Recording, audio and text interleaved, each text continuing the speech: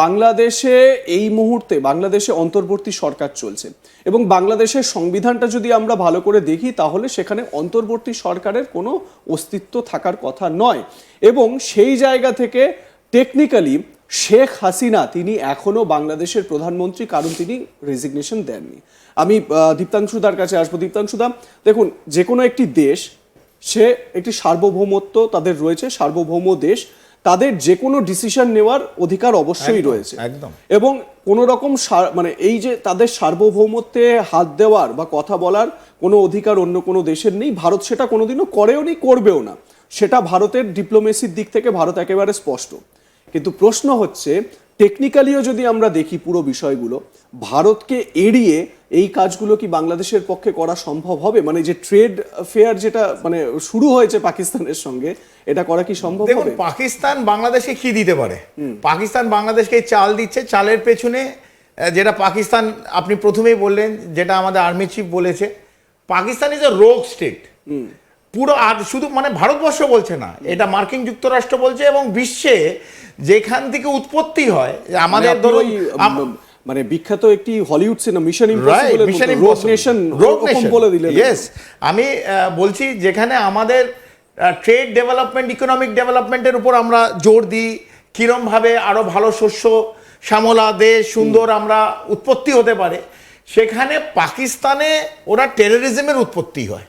এবারে টেরোরিজমের চাল ট্রেডে দিচ্ছে, খুব ভালো। তার পেছনে কি দেবে? তার পেছনে যেটা পাকিস্তান সবচেয়ে ভালো জিনিস যেটা বাংলাদেশকে জিতে পারে, সেটা হচ্ছে মৌলবাদী শক্তি, এবং তার পেছনে ইসলামিক মিলিটেন্টস একটা থালায়, সোনার থালায় ইউনিসকে তুলে দিতে পারে। পাকিস্তানের একটা সেলফ মোটিভ আছে। 1971-এ 90,000, মানে এটাও আর একটা ইতিহাস, মানে সেকেন্ড ওয়ার্ল্ড ওয়ারের পরে সেখানে জার্মান সৈন্য এই অ্যারাউন্ড 1.5 লাখ সারেন্ডার করেছিল ফর আ ডিফারেন্ট রিজন। আমি ওই রিজনে আজকে যাচ্ছি না। বাট তারপরে এই 1971-এ ভারতবর্ষের সামনে হাত জোর করে এই 90,000 পাকিস্তানি সামরিক বাহিনী কিন্তু সারেন্ডার করতে বাধ্য হয়েছিল। এই ইতিহাস আবার বলছি, বাংলাদেশ যারা দেখছেন তারা ভুলে যাবেন না। ভারতবর্ষ সেই 1971 থেকে আজ 2025 আজকে one of the largest military power in the whole world. তার দিকে তাকিয়ে পাকিস্তান তো অনেকদিন তাকানো ভুলে গেছে, কারণ বালাকোট হয়েছে, উড়ির পর যেসব ঘটনা ঘটেছে, পাকিস্তান হয়তো ভারতের দিকে ওই ওয়েস্টার্ন ফ্রন্টিয়ার থেকে দেখতে পাচ্ছে না। তাই নতুন এক বন্ধু দেশ পেয়েছে, যেখানে চালের পেছনে এই যে মৌলবাদী শক্তি, তাদের বোধহয় এটা নতুন এক্সপোর্ট করবে, বাংলাদেশ এগুলোকে ইম্পোর্ট করতে চায়। এবং বাংলাদেশে যে মৌলবাদী এই জামায়াতের যে, আমি এক্ষুনি একটু আপনাকে বিরত করব।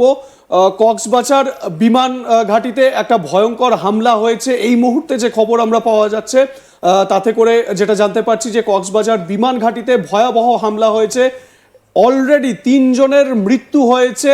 সেই ভিজুয়াল আমাদের হাতে এসে গিয়েছে। আর কিছুক্ষণের মধ্যেই লাইভ ব্রেকিংয়ে সেই বিষয়গুলো আপনাদের সামনে তুলে ধরবো এবং সেই ভিজুয়াল আপনাদের সামনে তুলে ধরার চেষ্টা করব। যে আশঙ্কার কথা এতক্ষণ ধরে আমরা বলছিলাম, দেখুন কিভাবে সেই আশঙ্কাগুলো সত্যি হয়। বাংলাদেশ নিজের দেশের মাটিকে সন্ত্রাসবাদের লঞ্চপ্যাড হিসেবে যদি ব্যবহার করতে দেয়, তাহলে এই ধরনের ঘটনাই কিন্তু বারবার করে ঘটবে। বিখ্যাত সেন্ট মার্টিন দ্বীপ, সেই সেন্ট মার্টিন দ্বীপের কাছেই হচ্ছে কক্সবাজার, এবং এই কক্সবাজার বিমান ঘাঁটিতে এই ধরনের ভয়াবহ জঙ্গি আক্রমণ বা হামলা, এটা স্বাভাবিকভাবেই কিন্তু বাংলাদেশের জন্য কিন্তু একটা বড় বার্তা। কিন্তু অবশ্যই আমরা সেই সমস্ত আপডেট আপনাদের দিতে থাকবো অবশ্যই, এবং সেই ভিজুয়ালও আপনাদের দিতে থাকবো। দীপ্তাংশুদা, মানে যেটা আমরা আলোচনা করছিলাম, দেখুন কিরকম কাকতালীয় কিনা, মানে আমি এটা প্রথমে বলা শুরু, আজ যেহেতু সাবজেক্ট না বলে আমি বলতে চাইনি। এই সেন্ট মার্টিনের পেছনে আরাকান আর্মির যে প্রোগ্রেস হচ্ছে টুয়ার্ডস সেন্ট মার্টিন আর বাংলাদেশের এই চট্টগ্রামের দিকে, যেখানে রোহিঙ্গাদের একটা বিরাট বসতি আছে, এবং এই রোহিঙ্গাদের হাতে আর্মস রিসোর্সেস দিয়ে এই আইএসআই বাংলাদেশের লঞ্চ প্যাড ইউজ করে ভারতকে আঘাত দেওয়ার যে চেষ্টা, যে প্ল্যানিং করার চেষ্টা করছে, আমরা সেটা জানি। এটা আপনারা সাকসেসফুল হবেন না। এই রোহিঙ্গাদের দিয়ে ভারতের আপনারা একটা আঁক কাটতেও পারবেন না। অনেকদিন চেষ্টা করছেন, পাকিস্তান অনেকদিন চেষ্টা করেছে, পাকিস্তান বিফল হয়েছে।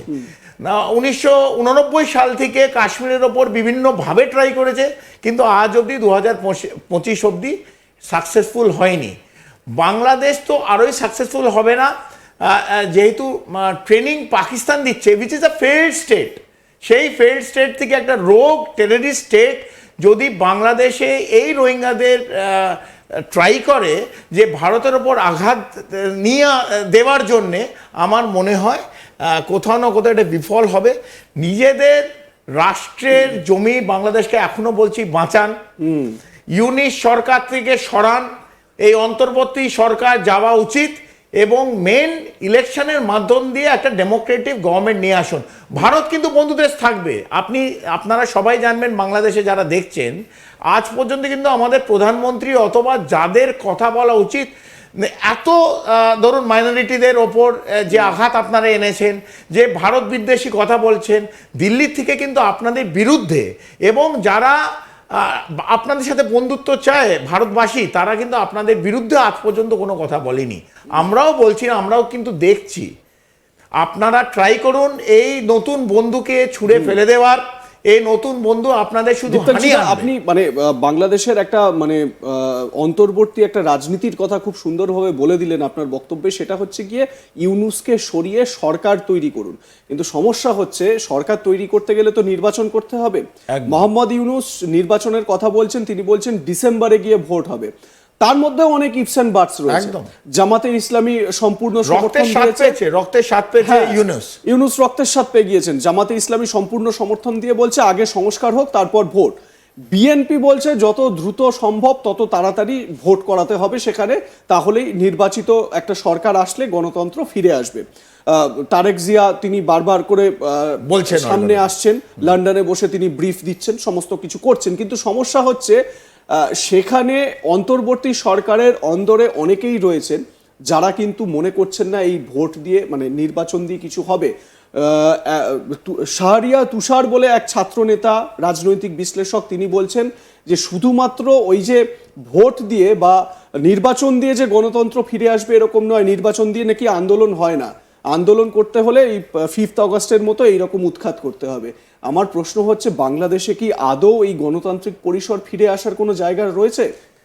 দেখুন, এই আজকে তো আমরা যখন বাংলাদেশ নিয়ে আলোচনা করছি, আজকে 24 তারিখ, আর এই 4 দিন আগে 21 তারিখ হচ্ছে ভাষা দিবস ছিল। এই ভাষা দিবস যে ভাষা নিয়ে আন্দোলন করেছিল, যারা এই ভাষা নিয়ে সংস্কৃতি নিয়ে দেশ নিয়ে যারা আন্দোলন করেছিল, ভাষার জন্য আজকে ইন্টারন্যাশনাল ল্যাঙ্গুয়েজ ডে ইউনেস্কো আজ সেই 21শে ফেব্রুয়ারির দিন রেখেছিল। এবং কারা মারা গেছিল 21 তারিখ আমরা প্রত্যেকে জানি কারা মারা গেছিল। রাফিক উদ্দিন গেছিল, উমেদ গেছিল, আব্বাস আলম গেছিল।